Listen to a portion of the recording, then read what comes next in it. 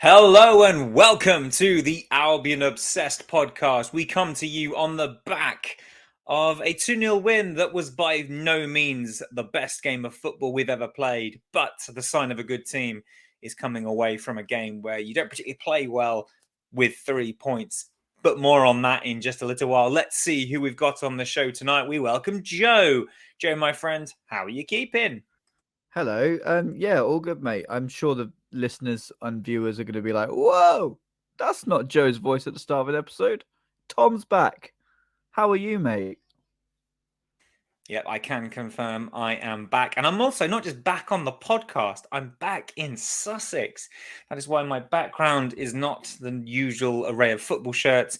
Instead, I just have this cap that is sat on my dad's bike. And And the blue and white animal box, which that, yeah, if you know the reference to an obscure 2014 game, then you know. Drop it in the comments. Yeah, exactly. If you know the reference, drop it in the comments. And I've got the dartboard over there as well. So yeah, it's different setup, which I'm still getting used to, but less about that and more about Kurtis Friend, because Kurtis Friend is here today. Kurtis Friend, how are you, my friend? He is here and he is well. He's glad to be here with you chaps. Spectacular. Speaking about yourself in the third person, it's always a win in my books. And talking of a win in the books, boys, a win against plucky Bournemouth.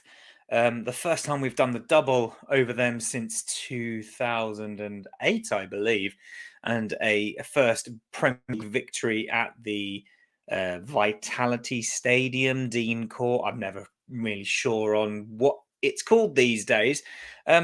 We will talk, of course, about the match itself, but as ever, I like to talk about the starting 11s. Now, Joe, I was a little surprised with the games coming thick and fast at the moment. I thought we'd see a bit more rotation. When I was doing my predict your starting 11, I actually predicted a fair bit more rotation than we saw. Were you surprised by the lack of rotation, or were you just a case of, well, this is our strongest starting 11? Let's have it.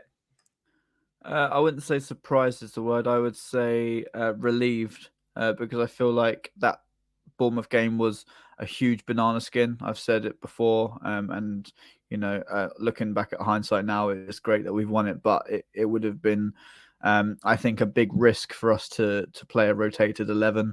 So yeah, relieved, Tom, that we're seeing some. Yeah, I think there was two changes.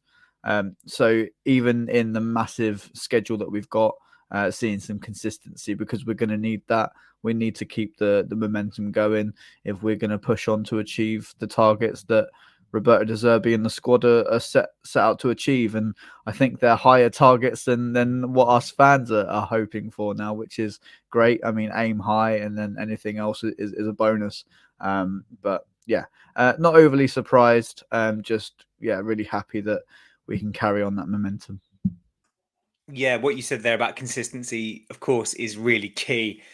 You want a starting 11 that knows each other really well. I mean, and you talk about those two changes. It was Adam Webster coming in for Levi Colwill and Evan Ferguson for Danny Welbeck, who are no strangers to the starting 11 this season by any means. As I say, I was a tad surprised, but it's one of those, as you say, we want to keep that momentum going. And the best way to do that is to keep a starting 11. Now, Kurtis, one player that was criticised for their performance against Brentford was Jason Steele. And many fans were calling for Robert Sanchez to be brought back in to tend goal. Now, these comments were made by De Zerbi after the game, but I just want to read them out to you here and get your thoughts on them. Because Roberto De Zerbi has said this about Jason Steele. For me, I don't know if there is another keeper in Europe so good, so smart to understand the line pass, to understand the opponent's pressure, and he is playing fantastically. So I just want to repeat this one key line. I do not know if there is another keeper in Europe so good. Kurtis, what were your thoughts on Jason Steele? Were you surprised to see him after the Brentford game conceding 3? Or like Roberto De Zerbi, do you think he's actually quite criminally underrated by some of our fans? Yeah, criminally underrated. I completely agree with that. I think he had an amazing game yesterday. A really, really, really great game. He made a couple of really good saves, especially one that was just dipping in. He just tipped it over the bar. You'll know the one I'm talking about. But he's such a out and out professional. You can see that from every time he talks about the club and talks about De Zerbi and whatnot. He's got a huge amount of passion. I don't know if you guys saw that moment where he ran up to De Zerbi when we scored and gave him a big hug. And that's wonderful. And I never got that so much of that feel with Sanchez, that he had that much passion within him. I know he did. It's a fiery Spaniard and all that, but I'm just happy to see Steele doing well. And listen, we can't go in and expect Steele to have amazing games every week. Yeah, he wasn't incredible against Brentford. But also, Brentford's keeper, he conceded 3, and they've probably not going to make any changes with him either. So I'm happy with Steele. The Europe thing, that's a bold statement, and it's nice to hear that from your manager, I'm sure. So more of those comments to more of the players, because it's got to be great to hear for morale. Yeah, 10,000%. I mean, look what it's done for Solly March. A man we've spoken about many times on the podcast, how having that manager coach who believes in you has changed his outlook completely, his form completely. And let's hope the same gets done with Jason Steele, Joe. Because I mean, it's not like the Brighton fan base, especially on social media, Joe, to hone in on a single player like that, is it? It's really it's really out of character, some would say. I mean, the goals against Brentford weren't even Jason Steele's fault. Like, guys, correct me if any of those goals were his fault. But for the first only goal, Joe, that was his fault was Mitoma's. Well, exactly. So the first 2, the defence were completely asleep. 1 seconds after scoring, which is criminal in itself. I was really, really disappointed with that. And the third one is Estupinian. He's not tracking his man. He's not getting goal side of his man, and that's the simplicity of defending, is to stay goal side, so they don't have that easy of a chance to just poke it beyond your goalkeeper. So sometimes your goalkeeper is only as good as your defense, because he's one man and he's up against, in Ivan Toney's case, and as much as we just don't like him for what he's done outside of the pitch, on the pitch, is a world-class finisher. You can't take that away from him. So you can't slander Jason Steele for the defense's shortcomings, so the team's shortcomings. All of those goals, I don't think you can blame him. And as you say, Tom, the pass for Mitoma was unlike anything, probably since the Robert Sanchez ball through to the frizzy haired player who I've forgotten the name of. So yeah, Todd Miller. Yeah, that's the one. Todd Miller. Yeah, he came off the bench, didn't he? Yeah, because but I mean, we're straying into dangerous post game territory. Let's actually talk about the actual Bournemouth game then, because I mean, chances were coming thick and fast in the early sort of opening moments. Kurtis, Alexis McAllister looked really sharp. He blazed over quite early on. Ferguson again, he had a challenge. Ferguson rode a challenge, and then his shot was deflected behind. And then one of the real cruxes for me, Kurtis, was Dunk. He had a free header at the back post, and it just went over. There wasn't on target. One of the things, Kurtis, that a lot of fans have been quite critical of this season is Brighton scoring from set pieces. What have you made of Brighton's ineffectiveness from set pieces? It's been frustrating to say the least, because I'm sure it's something that they work on. I'm sure it's something that they practice and whatnot. But I think it's also got to do with the way that teams set up. It's always going to be tricky to score from those positions realistically, but we have to do better. We've got some good tall players that should be able to, knock in some headers now and again, and we've not been able to do that. And corners especially are ones that really frustrate me. We take a lot of really poor short corners, and they really frustrate me. Like So yeah, maybe it's just something that needs to be worked on a bit more. And I'm sure that that's already being done, but they just, we've just got to keep at it essentially, and eventually, hopefully, we'll get one from one of them. I will take one. I think the stat before the game this season was something like 168 corners taken and 2 goals scored. Well, how many corners did we have in the Brentford game? Like 14 against their nothing, right? It was Like it was quite a high number. But once again, not capitalising on them, and the likes of Lewis Dunk, especially, who we've seen be really effective from corners. There was one season, not all that long ago, where he was our top scorer. I mean, albeit I think it was in the Championship. It wasn't the Championship. You'd like to think he still knows where the net is.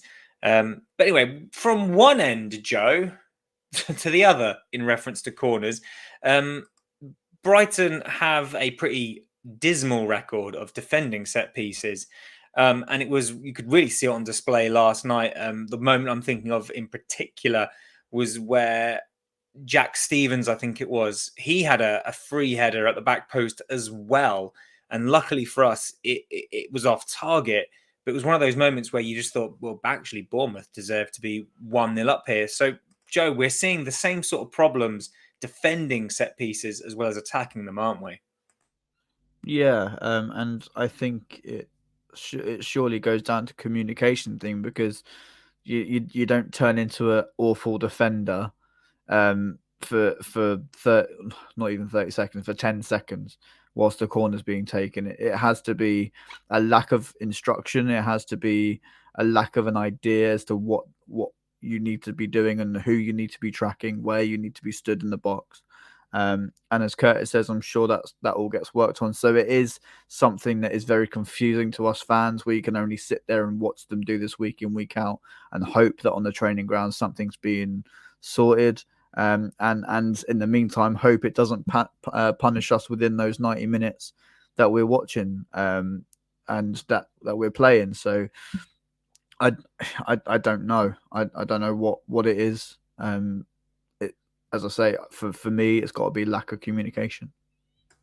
Yep, interesting. Let us know your thoughts, viewers, down below in the comment section. Where do you think Brighton need to improve upon in terms of attacking and defending set pieces, which seem to be a bit of a weakness in our game at the moment? Another weakness that many fans have been pointing out, Curtis, is being a bit sloppy in possession, and we'll talk about it a bit later on in the show. But Brighton giving the ball away very needlessly at times, causing ourselves problems. And you did feel last night that if Bournemouth were to go on and get a goal, it would most likely be down to Brighton being sloppy in possession. Again, it's one of those things that I don't want to be too critical, because we haven't even discussed like the goals yet. But is this another area that you'd like to see Brighton improve upon? I can tell you probably straight away that De Zerbi saw that and was not pleased with it. There was a lot of errant passing. There was a lot of I felt like there was a bit of lethargicness out there.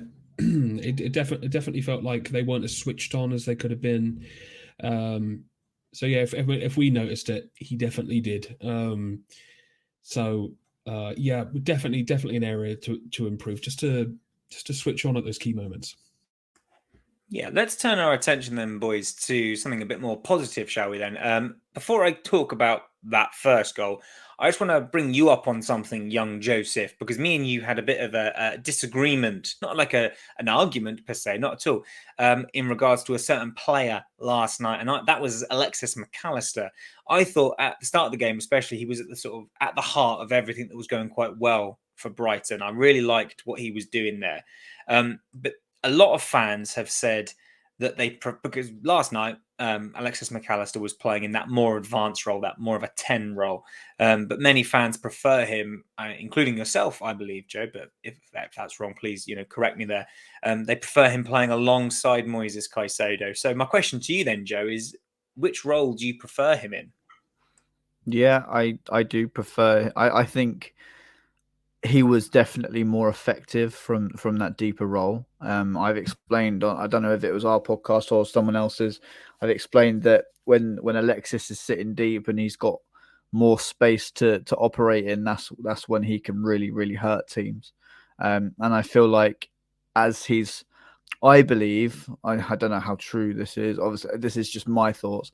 I think he's come back from the World Cup. He's won the World Cup, and De Zerbi's given him more respect and saying, "Look, Alexis, where do you want to play? Where do you think you can be most effective?" I don't know if stuff like that happens, but that's just my sort of theory. And I'm thinking he's saying, "I want to play higher up the pitch because I want to get myself more goals," and that's the area that I feel that I can improve in.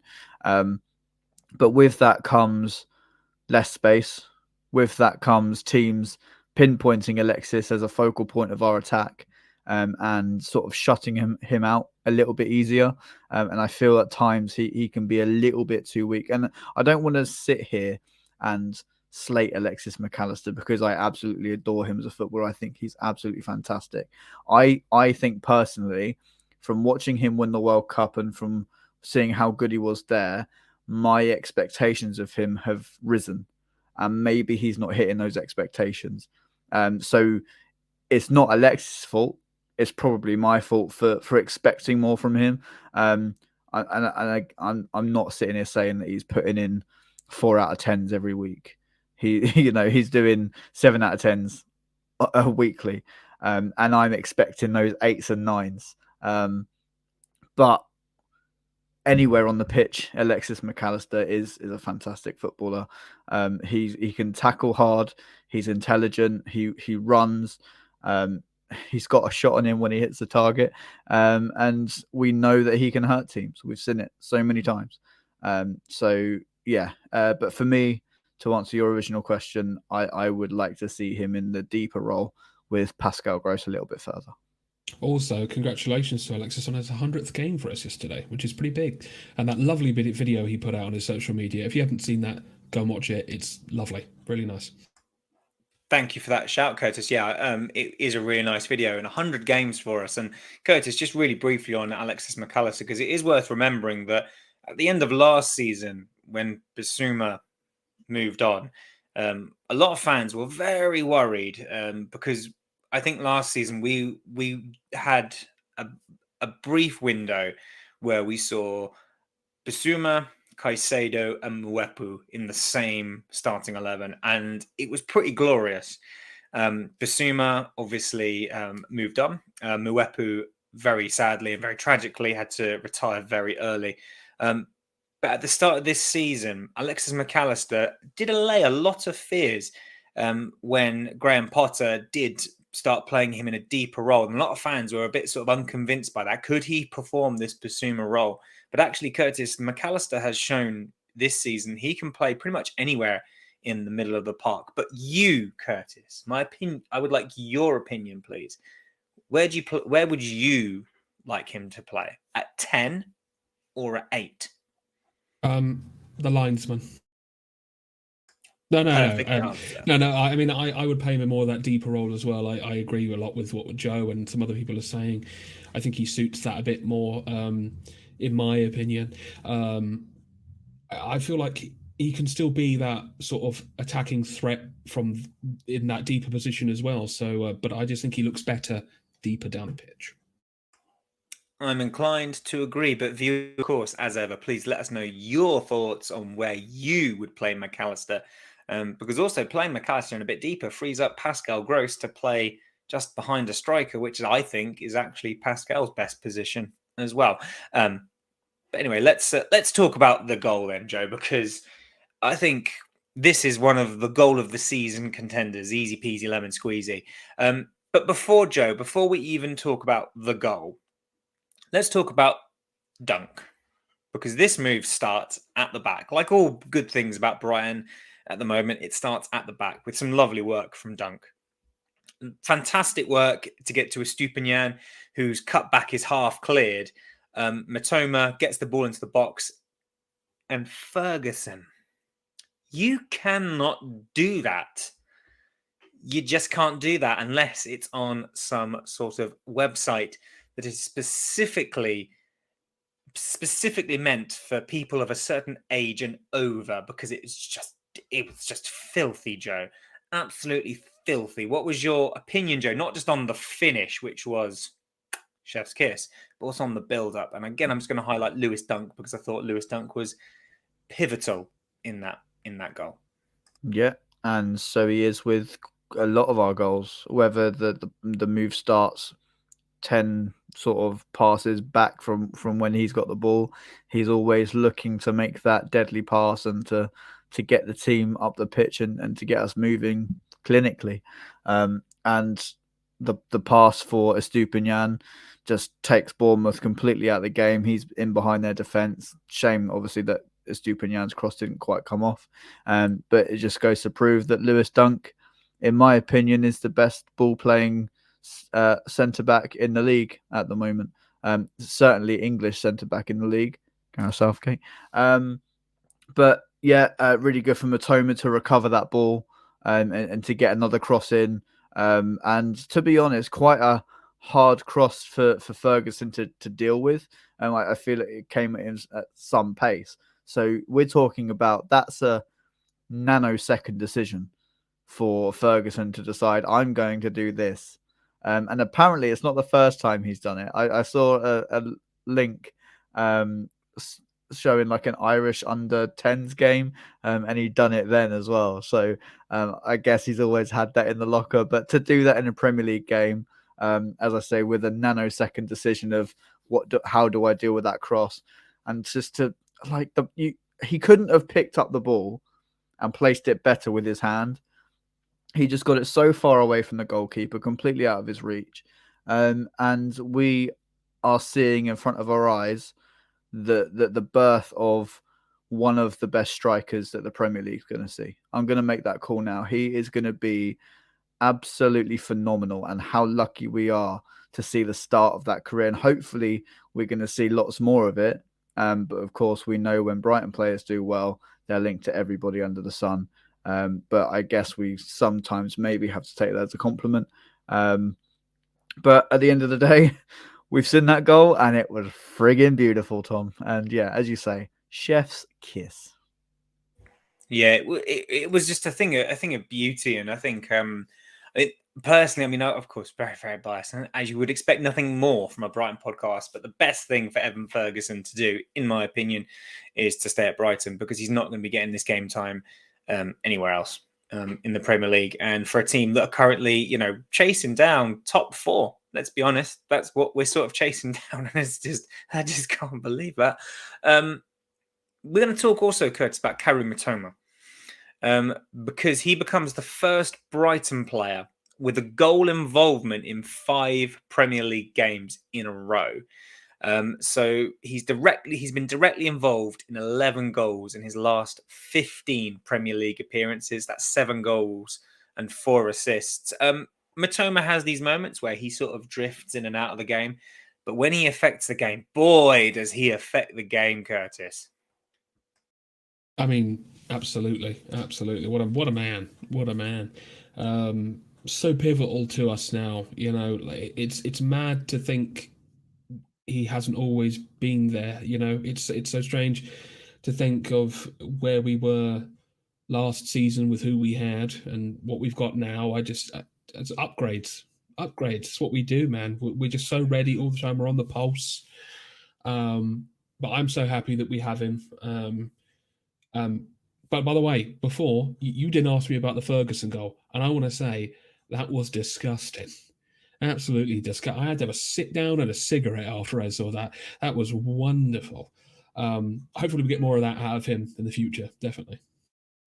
It was shades of Alexis McAllister against Middlesbrough. It was just, delightful. Absolutely delightful. It was better. It was better than McAllister versus Middlesbrough, in my opinion. I couldn't believe it was. I just couldn't believe that we'd scored a goal like that. It's one of those like step out of it moments. Because I told you, sometimes I like to just stand back and be like, "Oh wow, we're doing this and we're pushing for this European spot." It's mad, man. It's mind blowing. I can't believe it. We're great, aren't we? Great guys. Yeah, it's we'll talk more about it at the end of the episode, but yeah, I'm right there with you, Kurtis. I still can't quite get my head around it. But again, more of that on that a bit later. Unfortunately, we couldn't really kick on from there. I think the rest of the half, I think we'll be lying if we said that Bournemouth weren't the stronger team. And Joe, it took some fantastic goalkeeping from Jason Steele and some very good defending from Adam Webster to keep Bournemouth at bay. Do you think that sort of performance by Jason Steele, Joe, solidifies even more so his new number one role as, number one? 100%, because, you know, when the defenders were all at sea, when our team was all at sea, it was him, you know, digging us out the gutter. So it was amazing for him to, you know, get the 3 goals against Brentford out the back of his I don't know what I'm saying, out of his mind, and to come in and keep a clean sheet, and he's going to be so happy with that going forwards. I think Roberto De Zerbi confirmed that Sanchez will be playing in the FA Cup against Man United. So I think that tells you that Jason Steele is going to be the Premier League number one for the rest of the season, in my opinion. Unless obviously any ridiculous howlers, but you know, he's been so professional, and I love listening to him speak afterwards as well. A man that's so honest and wears his heart on his sleeve. I've referenced it before, but I've watched the Sunderland Until I Die series, and you know, for what he's gone through in his career, and to be 32 now, and pushing a team for top 4, which, as you say, Tom, is mad to think. It's just absolutely amazing, and fair play to him. And I think as well, as you said, Tom, Bournemouth were the better team after we scored, and for other periods of the game, and you have to give them credit, because they're a team that are fighting for their life. They're playing at home, and they're not a team that have, you know, sat back like we've seen. They did it at the Amex, I'm not going to lie. But at home, they've given their fans something to shout about, and they've given us a bloody good game. And yeah, it was scary times. But for us to ride that wave just gives me even more confidence, because imagine if that was us 2 seasons ago. We would have lost that game a good 3 or 4-0. Yeah, we probably would have done. And yeah, it took... as I say, we'd be lying if we were saying Bournemouth weren't the better team, and it is worth remembering that they just beat Fulham. So they just beat a team that were pushing, you know, for top 6, and Fulham, you know, falling away a little bit now with Mitrovic being obviously having his ban. So that's news to our ears. Again, I don't want to kind of like jumping around a little bit here, but Villa, they're the team that I think are going to be for the run-in. But back to the goalkeeper question, Kurtis. Steele has, as Joe says, in all likelihood, looks like he's going to be the number one for the remainder of the season. Can you see a scenario playing out where Big Bob Sanchez leaves in the summer? Good question. I feel like he's going to want to play first team football, and rightfully so. You know, he wants to play for his national team and things like that. And he's young. Listen, it's definitely a possibility, absolutely. But I'm sure, Kat, by the way, I'm sorry about this. I'm sure that we have a plan in place to address it, most likely. So I'm not concerned, but you know, ultimately, whatever's best for him, I think he needs to push for ultimately. So yeah, I think you've got a really good point there, Kurtis. I mean, Big Bob Sanchez, you know, he's been in the Spain squad. He's been a number one at a Premier League side. So dropping to the bench in favour of a 32-year-old Jason Steele must be quite gutting for him. And with Sherpen coming back, and obviously I know Sherpen's a bit of an out there prospect, but we've got to remember he played for Ajax, who themselves are a very renowned passing side. And I'm sure Roberto De Zerbi would like to run the rule over him before he makes a decision on who his keepers are going to be, assuming he doesn't also want to bring someone else in. But of course, viewers, let us know your thoughts down below about who is Albion's number one. And can you see a scenario where Big Bob Sanchez leaves in the summer? So the first half closed with Bournemouth very much in the ascendancy. One of the other talking points here, really, Joe, was Alexis McAllister went down looking like he was injured, and there were some question marks over him coming back out for the second half. I was very adamant on the group chat at halftime that I'd bring him off. He didn't come off. He came out and started the second half. But was there ever a time where you thought, oh, this might not be the right call to bring him back out, considering we also play again on Saturday? Yeah, I wouldn't have been surprised if he came off at half time.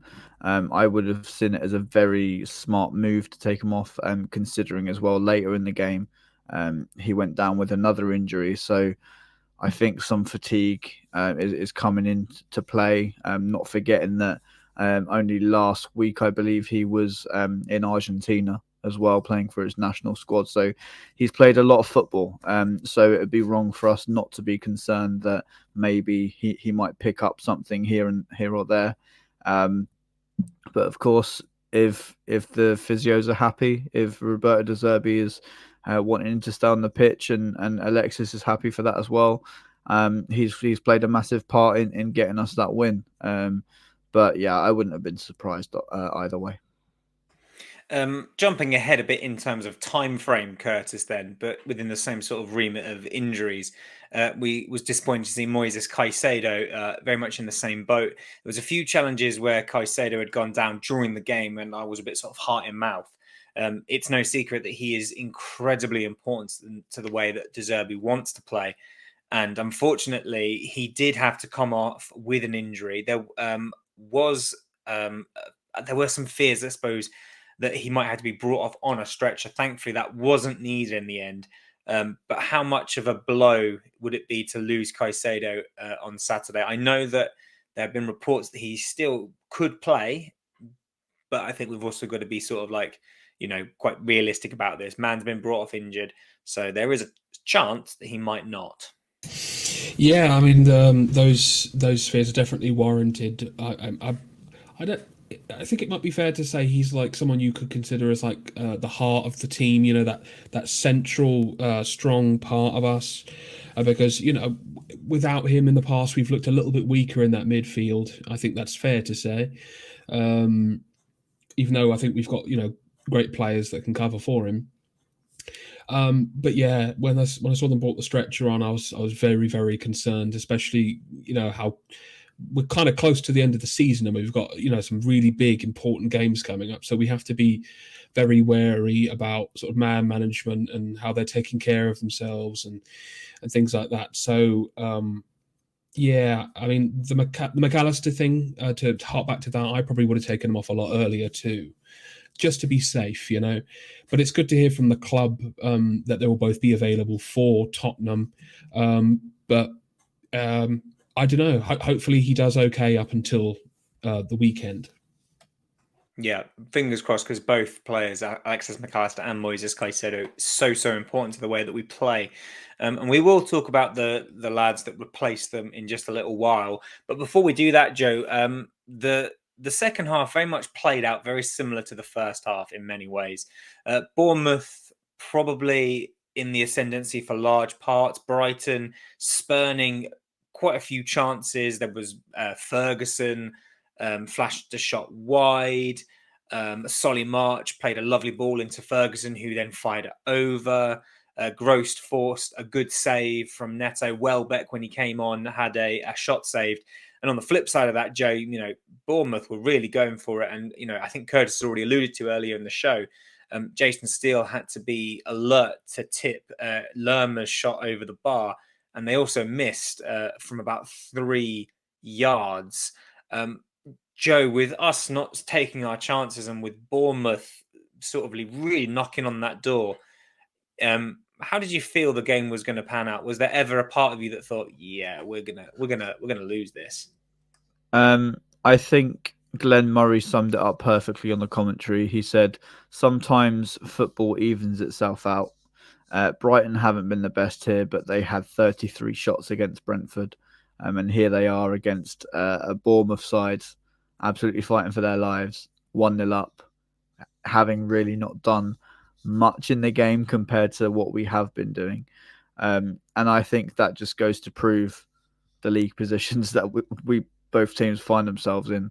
Bournemouth not capitalising on these gilt-edged chances that we're almost handing to them sometimes. And yeah, I was worried at times. The group chat shows that. I was just a ball of nerves. But I think those emotions are going to be even higher as the games go on because of what we're aiming for. Again, I'll say it. You've said it, Tom. Aiming for top 4, aiming for Champions League. Brighton and Hove Albion aiming for these heavy heights in not English football, European football. Some of the best competitions on the world stage. Players kill to play in the Champions League, Europa League, the top end of the Premier League. That is their dream. And here we are talking about our little club that we always do it on this podcast. We always talk about the time where we almost didn't exist. And we spoke about the emotions of it as well in the group chat last night. And Tom, you were saying that if we get any aspect of European football, or if we make the FA Cup final, or even go on to win that FA Cup final, just how those emotions are going to be, because it means so much more to us than just a target. It's such a statement as to what football can do still in this day of multi-billion-pound football clubs. And I sit here talking as if we're so hard done by, that our squad only cost £55 million. But it still blows my mind that we're talking about a Brighton squad that cost £55 million. So, yes, I was worried because the prize is so massive. It's, yeah. And that's just going to get worse, unfortunately. Yeah, it probably will. As the run-in gets, as the fewer the games we have remaining, that the points start needing to stack up. But I think no matter what happens this season, considering everything that we've been through already, just this, not even this, like, football season, because it's not even finished, but what we've been through in the last 6 months has been ridiculous. So to be here fighting against that is mad, and this is why you've got to get results against teams, with all due respect to Bournemouth, that are in at the wrong end of the table. You need to come away with points, and Brighton in the past have been really guilty of not doing that, playing very well against the teams that are the big teams, and then playing poorly against the teams that are fighting for relegation. So it was fantastic to see us put that hoodoo to bed, and that hoodoo came, Kurtis, with some changes, because we saw Enciso come on and Yasin Ayari. Now, before we get on to Enciso, let's talk about Yasin Ayari, because he looked very tidy when he came on, and I think it was a bit telling, Kurtis, that Yasin Ayari came on instead of Billy Gilmore. So that might have been something that many Brighton fans might have missed or have overlooked. It doesn't seem to have worked out for young Bill. He is a very popular player around the dressing room by from what I've seen on like the club's socials and everything. But a young lad, Yasin Ayari, getting picked ahead of him. Do you think that this?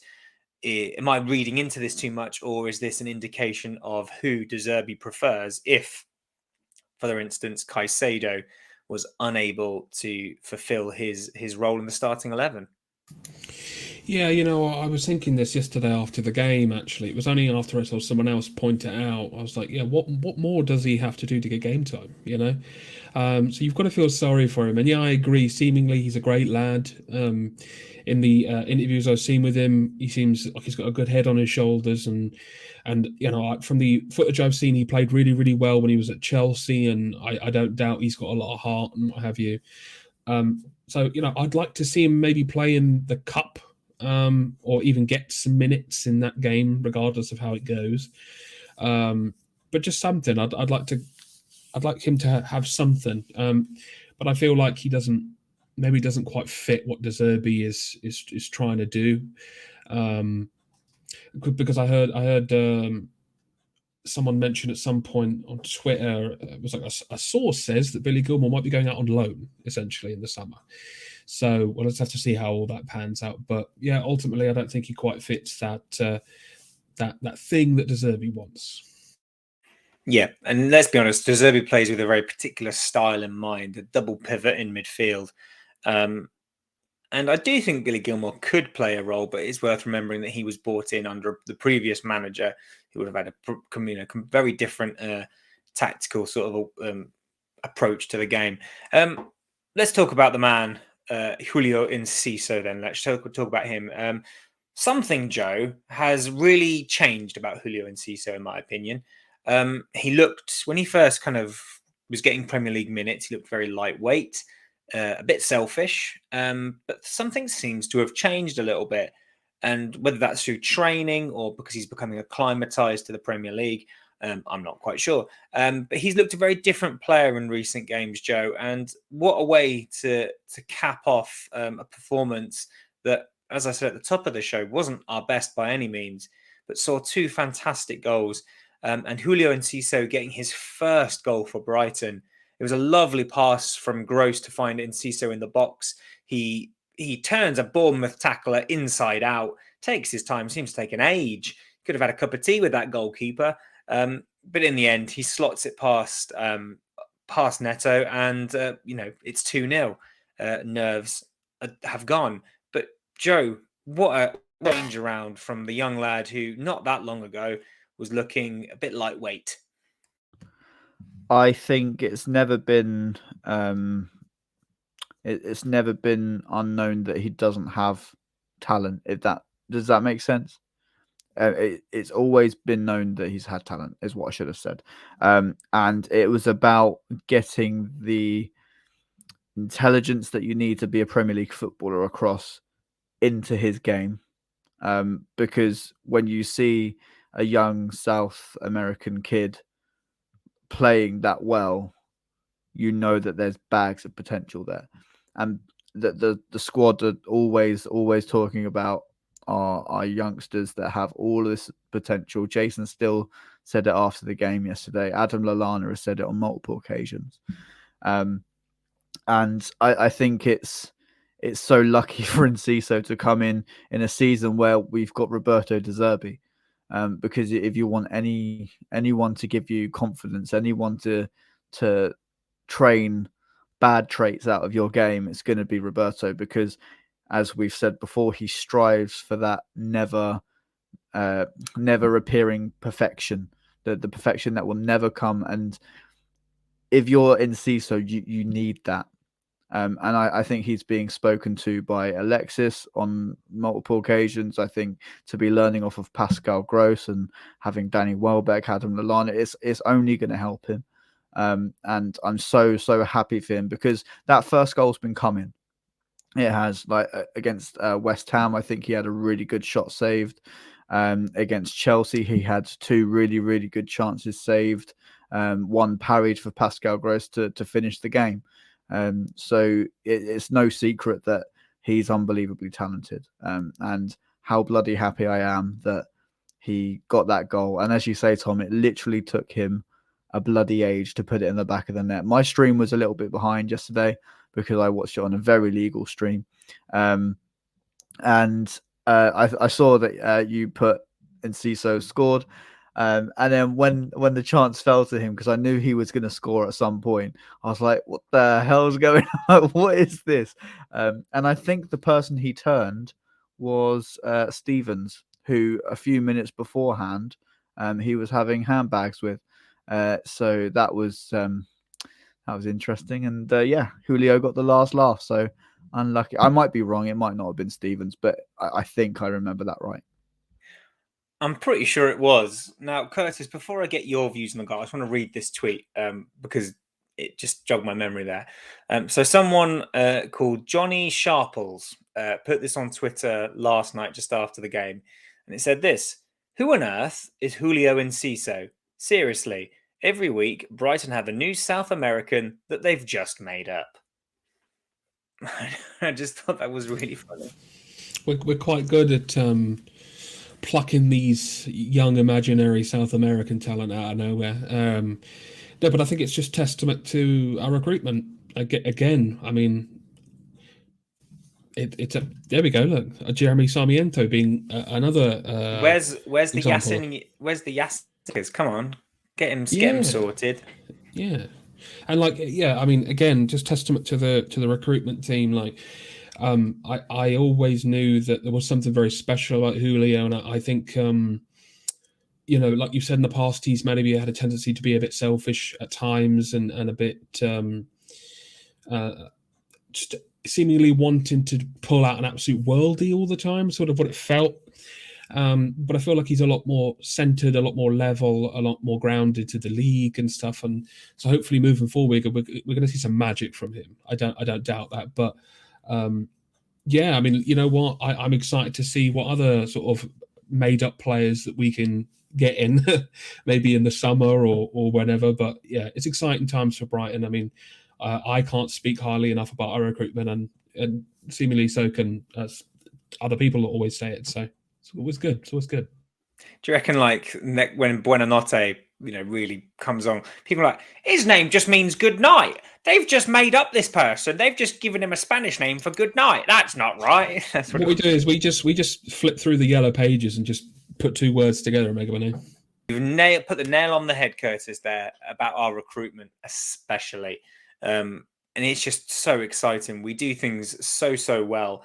And I know it can be very frustrating when we don't go out and buy players that people have heard of, or if we go, oh, we need a striker, and then that doesn't happen. And I've been very much at the forefront of that, going, we need a striker. But things like Enciso, people like Yasin Ayari, people like Buonanotte, people like Evan Ferguson, they should really sort of stick out and say, we know what we're doing. We're quite good at this football malarkey. The thing is, though, I feel like these young players are sort of an investment into the future, as opposed to just sort of a fix for now. And like, as much as we would like to spend 50, 60 million on a really decent striker who's going to bag us 20 goals a season, right? That's a lovely thought. I like that thought too. But like, as I say, bringing in these young players who can see us through to the next, I don't know, 5 or 6 seasons maybe, and into the future, I think that's really savvy. And spending like 5 to 7 million on these young people, and it's really clever, just really clever stuff. And Tom, I was watching I was watching our summer transfer window roundup episode back last night, because that's what I do. I watch our old content back, because you can see me as the Roberto De Zerbi of the podcast scene. I'm striving for that perfection that may never come, but I'm balls, Joe. Balls. I know. Big balls. Big balls. And Tom, in that episode, you mentioned about the striker situation, and the question was asked, is our squad in a stronger position now than it was at the start of the window? And I think it's really interesting to ask you the question now, if you think the squad that we had last season is weaker or stronger than the squad we have right now. That's a really good question. But I think what that question doesn't take into account is the coach. Because I think if Graham Potter was still here, we wouldn't have seen Enciso as much, if at all. I don't think we would have seen much of Jeremy Sarmiento. I know we haven't seen a whole lot of him. I don't think we would have seen Evan Ferguson. I don't think I'm going to make that call. I don't think we would have. He wasn't even playing Matoma. So I think in this system, right here, right now, we've got I think we've got a really good squad in this system under this coach, but I think that's a bit of if the coach was the same, I think it'd be easier to answer. But I think because the change in system, the change of personnel, we'll just never know. We'll never know. We could see if Graham Potter was still here, we might still be persevering with Pascal Gross at right wing back, Zakiri at left wing back, and Trossard as a false 9. You just don't know, do you? Yeah. But our squad right now is young. It is exciting. And, Simon Jordan said on TalkSport, I saw, he said that Brighton were years ahead of everyone else, years in terms of recruit. So I think that's fantastic. And that's from Simon Jordan. And the fact that both our goal scorers yesterday were under the age of 20. when was the last time that happened? I think it was not like that a long ago, actually, combined but age, it's still of like very 38. refreshing to see these young goal scorers being the reason we've come away from the Vitality Stadium with 3 points, and we've done the double over Bournemouth. So, yay! I am actually a lot more excited than that. That was quite a contained yay. Last night I was like, yes, we've just beaten Bournemouth. We've got 6 points, and now we're 4 points away from third. And this is a season. I cannot mute that fact. Can't. Brighton and Hove Albion, the team I started watching when they were in League 2. I don't think Tom can hear us. And now 4 points off third. I can't do it. So I'm very much going to be very much a case of we're going to look ahead to the next game. But before we look ahead to the next game, we just need to carry on talking. So I'm going to come to you first, Joe. Yeah. Who was your player of the match, please? I don't know, because I don't think you can hear me, Tom. Can you hear me? Can you hear me? Kurtis, can you hear me? I can hear you, yeah. Put your hands up if you can hear me. You can't hear us, Tom. You've been talking this whole time. I'm leaving this in, by the way, because this is hilarious content. Because me and Kurtis have been trying to butt in with our points. I know he can't, but you can hear me, so I'm talking to you, Kurtis.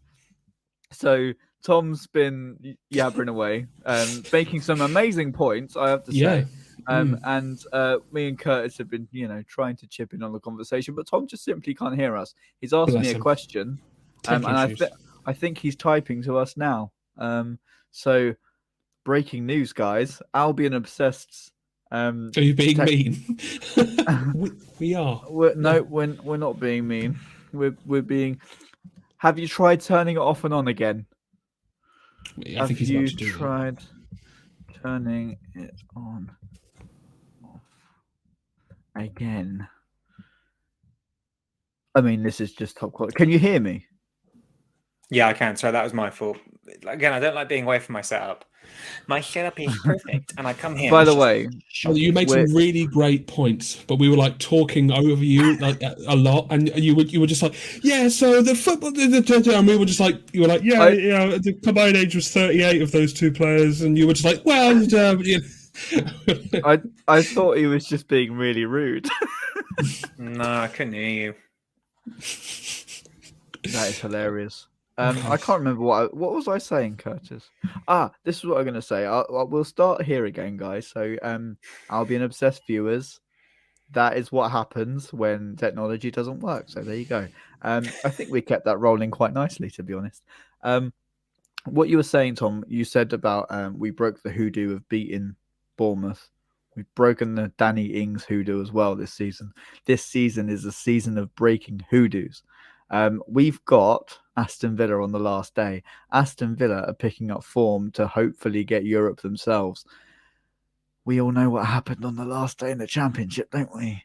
So are we going to break that hoodoo as well? Who knows? That would be nice. That would be nice. We also beat Liverpool as well, and Chelsea. Some nice hoodoo being broken this season. So, gentlemen, it's time for me to talk about the player of the match. Joe, player of the match, please. I'll come to you first. Jason Steele. Called upon on all of the right moments and produced fantastic saves. I think gave us that solid platform to build from the back yet again. And I'm fully with De Zerbi. He is the man to play the system for me. And he played another perfect game. Very nice, very nice. Kurtis, how about you? Who was your player of the match? A couple of really good performances for some people yesterday. I thought Matoma had a good game. He was sort of that silent threat. He didn't really pop up that much, but when he did, it was beneficial. But I'm going to have to agree with Joseph. I think it's going to have to go to Steele. If it wasn't for him, that could have easily been, a draw or a win for Bournemouth, who we have to give props to. They played really, really well yesterday as well. If they keep playing like that, they're going to have, no no problems moving forward. So all the best to them. But I'm going to have to give it to Steele. What about yourself, Thomas? Yeah, I think I'm going to make it a hat trick. Jason Steele was fantastic. I thought that as a performance, it was a sort of a very mediocre performance, and I'm going to put it out there. I do think a better team than Bournemouth would have punished us for sloppiness. However, I think, Steele, right place, right time. And he just made, as Joe says, those important saves, those important, at those important moments in his distribution. Once again, very good. Also, a shout out to Moises Caicedo, because I thought, he's just so very, very, very good and gets us ticking. So yeah, there you go. Of course, let us know your player of the match down below as well.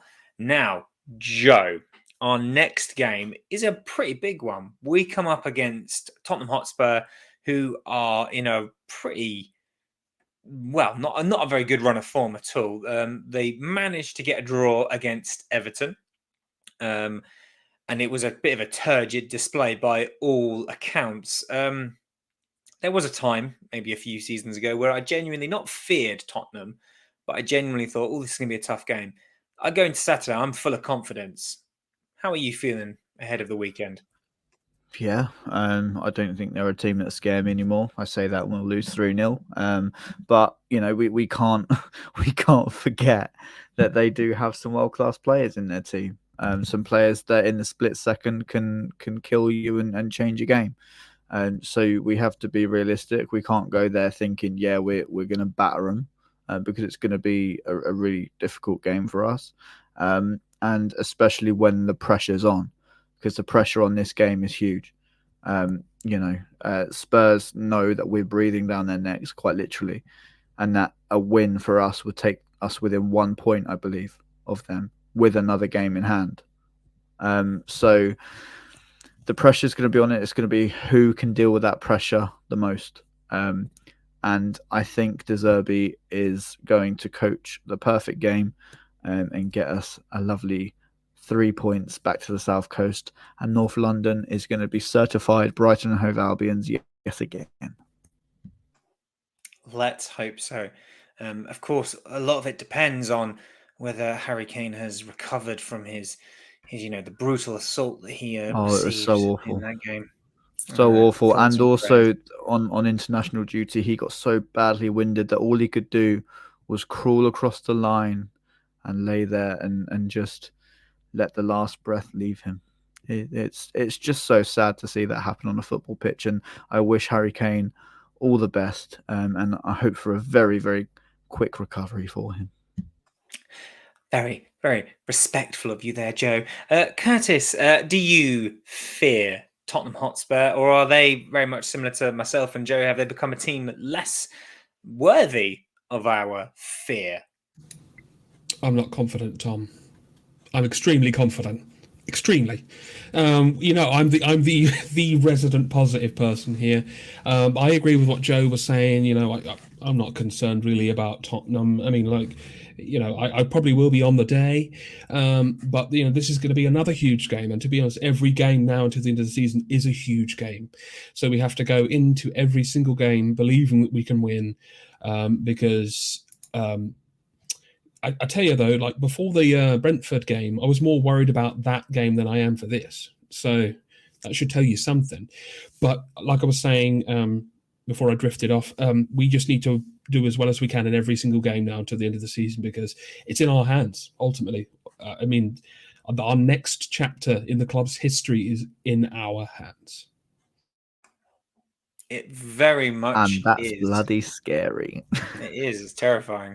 The last time I remember having a moment of history in our hands was when we got promoted and we needed 3 points. Don't do it.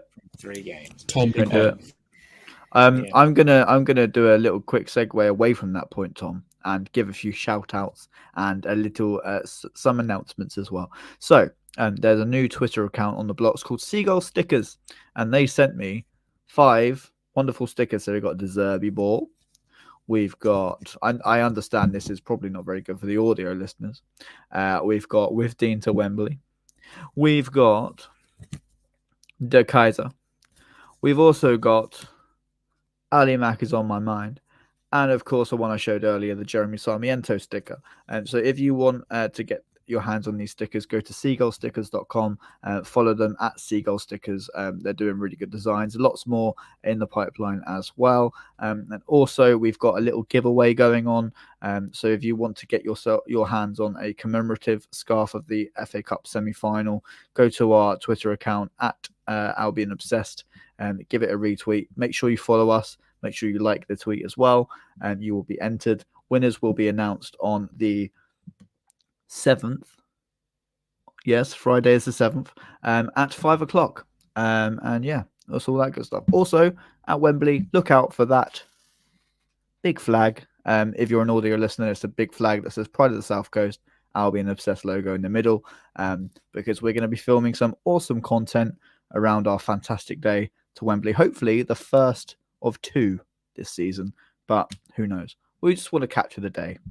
We want to take advantage of such an amazing opportunity and celebrate the squad. No matter what happens between now and then, it's just going to be a great day. So that's all from me. I think a vast amount of us are going to be there too, which is going to be fantastic. So feel free to come up to us and be nice, obviously, but have a nice conversation with us. We're friendly, and give us your thoughts. And it's going to be really, really exciting. I'm looking forward to meeting some of you. Except for Tom, he's very scary. You don't want to cross do Tom. not approach Tom. No. He will give you a big. I will use my teacher voice. He will put you in detention. He carries a big salmon around with him to hit people with. It's quite disturbing, actually. But I'm vegan. There is no which salmon. Is what makes it even worse. It's alive still. I need to find a river. But anyway, enough of me carrying around fish. Don't forget to like, share, and subscribe. I just got this thought now: be wandering around Wembley with a fish like that. Yeah. What do I do? If you would like to see and hear more banterific, wonderful. Well, that is it for our post-Bournemouth roundup. Let us know in the comments who your player of the match was. Let us know your thoughts about Caicedo and McAllister. Let us know also what you thought about the peach of a goal that Evan Ferguson scored and a wonderful goal from Julio Enciso, the first of many, I am sure. And of course, don't forget to like, share, and subscribe for more wonderful content if you haven't done so already. Wherever you may be, whenever you may be. I'm going to go find a river.